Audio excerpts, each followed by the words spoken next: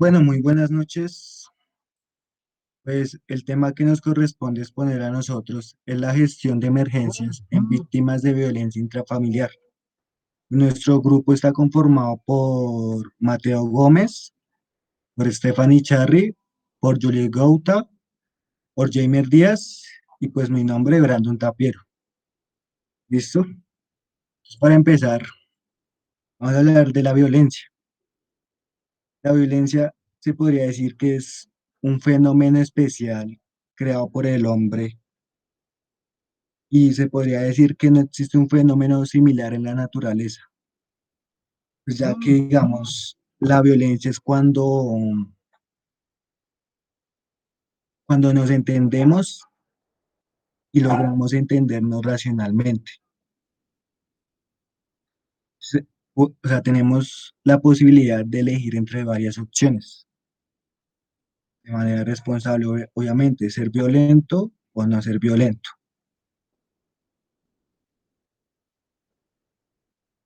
Digamos que un comportamiento violento implica que al menos tres elementos específicamente humanos. Está la intencionalidad de daño, está la anulación de la representación del otro como igual y también influye un sustrato ideológico de la persona. Por otra parte, se entiende lo que se entiende por violencia intrafamiliar son aquellas conductas cometidas al interior de la familia en la que uno de los miembros maltrata a otro. Este atenta pues ya sea contra su libertad o pues también hay casos donde atenta contra su vida, también hay casos donde atenta contra su integridad física o psicológica, ¿sí? Y pues mm, eso en cuanto a la violencia intrafamiliar. En términos generales, la violencia puede definirse como algo que impide la realización plena de los derechos humanos, los violentos, ¿sí? Este comportamiento está asociado a la irracionalidad, a la arbitrariedad y también a la destructividad que cercana a la libertad, que cercena la libertad del otro como tal.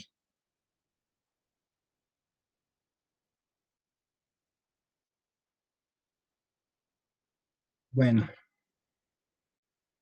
en muchas sociedades existe un trato denigrante, se podría decir, y que también es cruel al mismo tiempo, que se basa en prácticas culturales que privilegian el uso de la fuerza como tal. Digamos que la capacidad de imponerse, la exclusión y desconocimiento del otro que se genera,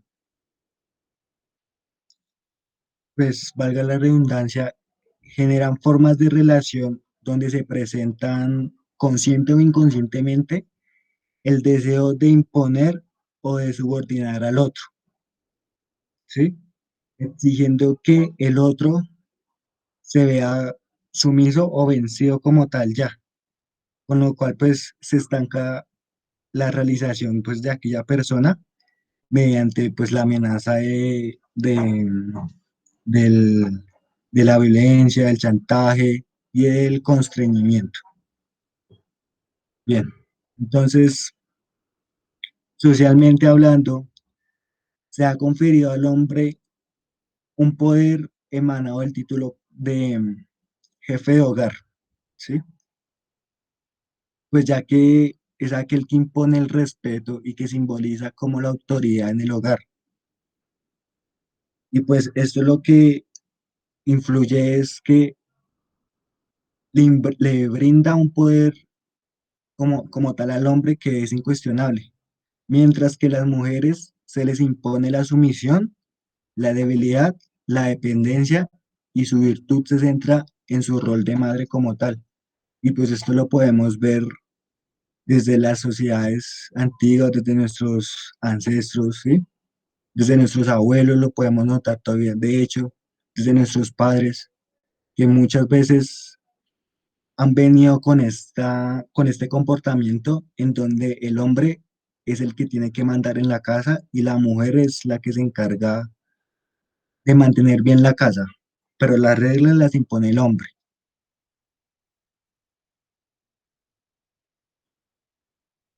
Bien, pues los roles, sí, hablando de los roles de mujer y hombre, han sido socialmente asignados y de ahí se supone que algo va más allá del propio ser individual, independiente del propio hombre o de la mujer que se impone, generando con ello el contexto donde se ubica la violencia contra la mujer al interior de la familia, ¿sí?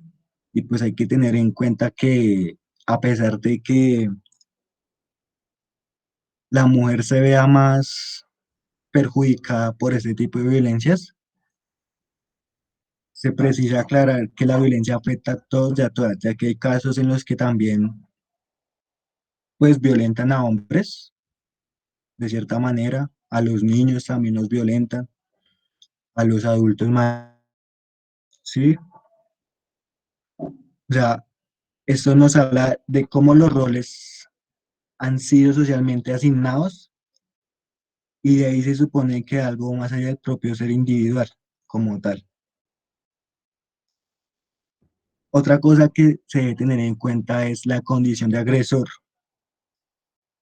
No es igual, obviamente, al del agredido. Es también dolorosa y dañina como tal, pues, para el agresor mismo, ¿sí? Digamos que esos efectos se plasman negativamente en la persona y afecta a todos los miembros de la familia como tal, o sea, pues la familia de la persona violenta, pues que conviven con, lo que genera esto es que convivan con sentimientos de temor, de angustia o frustración en base a la violencia intrafamiliar que se genera. Bueno, en los tipos de violencia intrafamiliar, en primera medida encontramos el abuso verbal, que pues esta es como la utilización del lenguaje hablado para humillar, amenazar o denigrar al otro miembro de pues la pareja.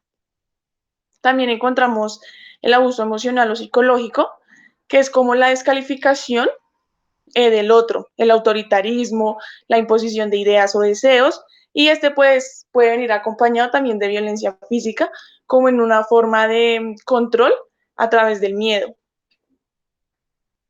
Por otra parte, se encuentra el aislamiento, entonces es como una acción ejercida para controlar cada aspecto de la vida de la otra persona que pertenece a, pues, a la pareja, como su tiempo, sus actividades, su contacto con las otras personas. Este puede llegar a tal punto de extremo que, digamos, la persona pues, ya le prohíbe a su compañera sentimental el hecho de trabajar, de hablar con sus familiares, de salir con sus amigos, etcétera. El abuso económico hace básicamente referencia a la agresión que se ejerce cuando se controla el acceso a la pareja, pues a su uso propio de dinero. Es decir, cuando ya sea el hombre o la mujer, pues tiene un control sobre la economía del otro. En el abuso sexual, básicamente, pues este se refiere a todas las conductas que atentan contra los derechos sexuales y reproductivos de una persona. En esta se incluye pues el acoso sexual, la violación, actos sexuales, perdón, realizados contra el miembro de una pareja, es decir, en contra de su voluntad. Y por último, pues claramente se encuentra el abuso físico, que pues este hace referencia a las conductas que atentan contra la integridad física del otro miembro de la pareja. Bueno, es muy importante recalcar que las víctimas de violencia intrafamiliar tienen derecho en cualquier escenario a, en primera medida, ser reconocidas como víctimas, también a recibir asistencia e información sobre pues, sus derechos, ser protegidos, tanto ellos como sus familias, por distintas amenazas que se puedan presentar en este proceso. También participar en audiencias públicas señaladas pues, en la ley y en la Constitución, ser asistidas y guiadas por un abogado, recibir atención especializada para su recuperación, en este caso pues el acompañamiento de psicólogos, Y por último, ser reparadas integralmente por el daño sufrido. Y ya. Bueno, para la detección de la violencia intrafamiliar, a partir del Ministerio de Salud Pública se deben tener en cuenta ciertos signos y síntomas, los cuales abarcan físicos, psicológicos y emocionales. Dentro de los físicos encontramos las lesiones, dentro de los cuales se encuentran las marcas de pellizcos, las contusiones o quemaduras, y las fracturas. Y en la apariencia física podemos evidenciar una falta de aseo, bajo peso y asimismo obesidad. En los psicológicos y emocionales encontramos que la víctima experimenta ansiedad, angustia, impotencia, pasividad, se comporta con introversión, irritabilidad, retraimiento o aislamiento, tiene frases como que generan como la autoculpabilización y que demuestran la dependencia afectiva. También la víctima en muchas ocasiones, por no decir en la mayoría, se niega a hablar, tiene incoherencia en las explicaciones que da sobre la situación, maneja una mirada evasiva, maneja alteraciones bruscas de comportamiento y tiene tics nerviosos. También mencionando al Ministerio de Salud Pública, frente a una situación de violencia intrafamiliar, se presentan diferentes casos, entre los cuales pues se deben tener en cuenta diferentes cosas, ¿sí? El primer caso del cual hablaremos va a ser un caso de sospecha o negación de maltrato. Entonces, frente a los casos de sospecha o negación del maltrato, se debe observar las actitudes de la víctima y se debe tomar en cuenta su lenguaje verbal y no verbal. Se debe ser empático, creando un clima de confianza para que sí mismo la víctima tenga o sienta como la facilidad de comunicar y expresar sus sentimientos. Se maneja un uso de lenguaje sencillo y comprensible, se intenta quitar el temor que tiene la víctima de revelar el abuso, enfatizando los efectos del silencio y pues los sentimientos de culpa, como los efectos que tienen esos sentimientos.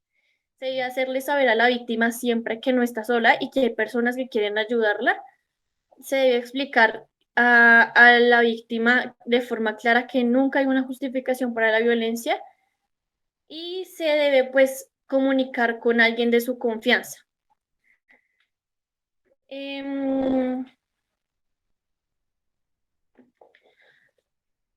Asimismo, se recomienda a la víctima que acuda a un centro de apoyo para la prevención de violencia intrafamiliar más cercano y solicitar ayuda o apoyo legal y psicológico. En el siguiente caso, que es donde la víctima no reconoce el maltrato, se debe no actuar de forma paternalista o maternalista con la víctima, ya que a veces esos sentimientos de empatía van mucho más allá de lo que deberíamos ir. No se debe insinuar que la situación se puede solucionar fácilmente, no se deben emitir juicios de valor o se debe referir a la víctima como de forma despectiva. No se debe minimizar el riesgo que está corriendo la víctima. También, pues, como manejamos en el caso anterior, se debe comunicar con alguien de su confianza, esto abarca amigos, familiares, vecinos, para que la víctima pueda tener un apoyo, un soporte. E igualmente se recomienda a la víctima que apoya se acerque a un centro de prevención.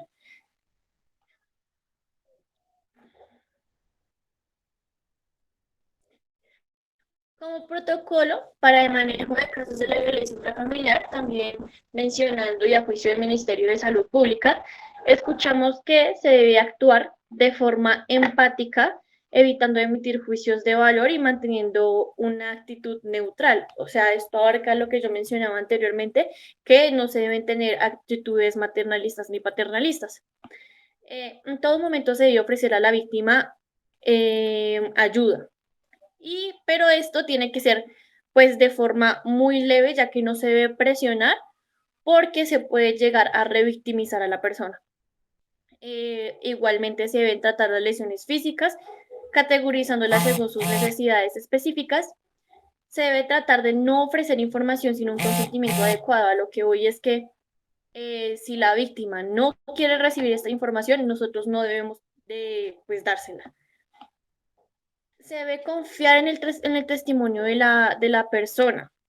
y también pues evitar minimizar o agravar los hechos. Muchas veces se ve que cuando las personas acuden al momento de la situación, no creen en la persona y pues eso igualmente lo que haría es revictimizarla y se debe informar con detalle los procedimientos que se van a realizar. O sea, se debe informar a la víctima qué se va a hacer, dónde y por quién se va a hacer.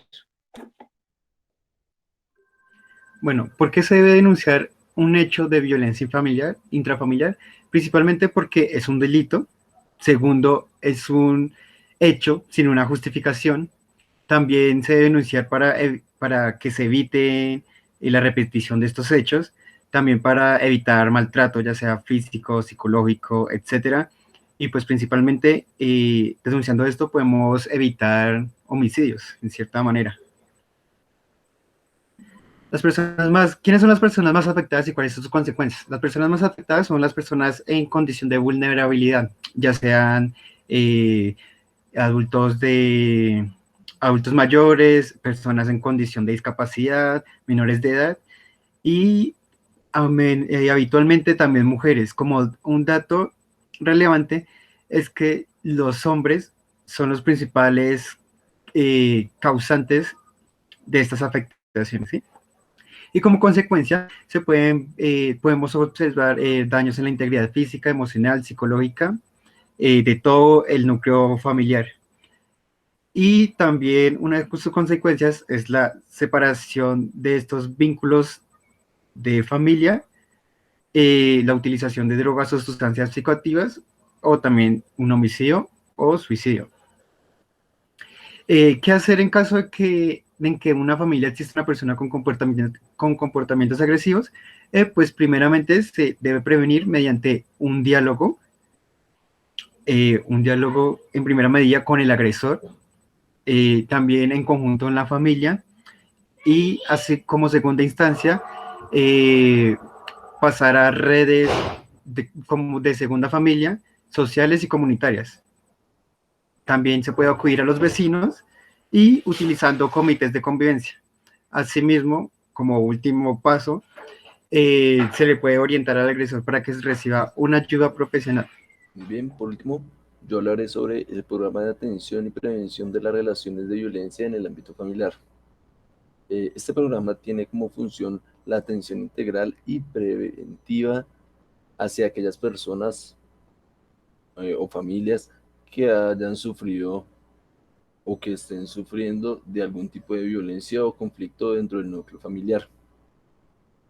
Así pues, este programa cuenta con ciertas características, dentro de las cuales se encuentra lo preventivo, lo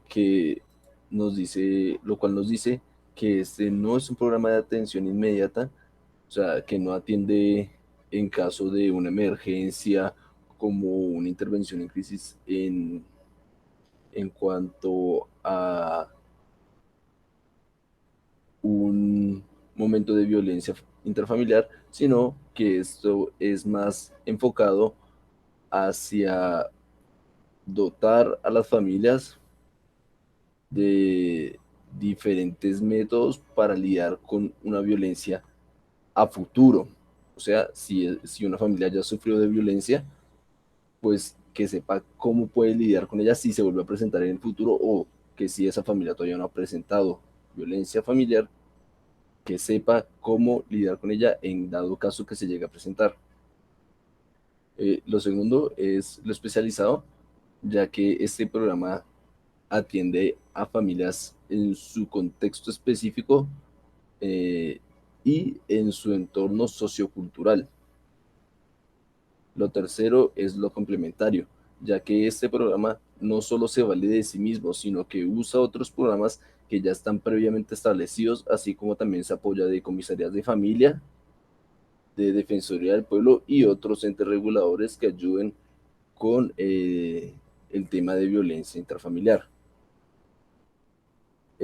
Cuarto sería la interdisciplinariedad, ya que este programa, al contar con un número muy amplio, ya que al estar integrado en un número muy amplio de campos, pues debe contar con el ámbito psicológico, jurídico y social. Por eso se dice que esto es interdisciplinar.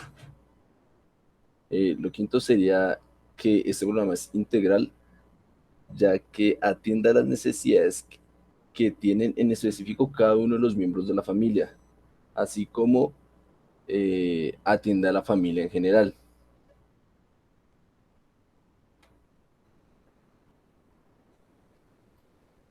Así pues, este programa también cuenta con un apoyo en cuanto a la violencia relacionada con menores, que se explica que es toda aquella en la que se relaciona un menor, ya sea que el menor sea violentado por sus padres o que el menor los esté violentando a ellos.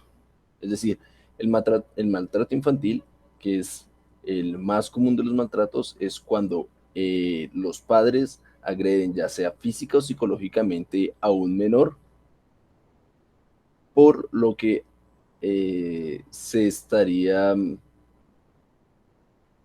hablando de que según lo explican Sanabria, Díaz, Gutiérrez y Cruz en el 2019.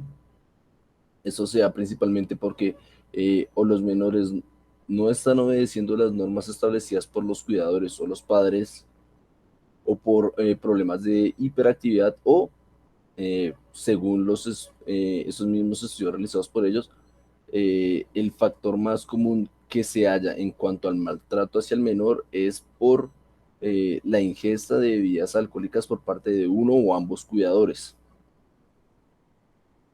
Segundo, eh, sería la violencia eh, propuesta por el menor hacia los padres, o sea, una violencia filioparental. Eh, Esta habla de que el menor, al no sentir una figura de autoridad permanente sobre sí mismo, tiende a agredir principalmente físicamente a los padres, o de manera psicológica al no obedecerlos, al hacer rabietas, etc. Ese también es un tipo de violencia, no es la más común, pero también puede llegar a presentarse. En este caso, muchas veces se presenta debido a que los padres no cuentan con una autoridad completa sobre el menor, por lo que ellos suelen agredir ya sea a uno o a ambos padres.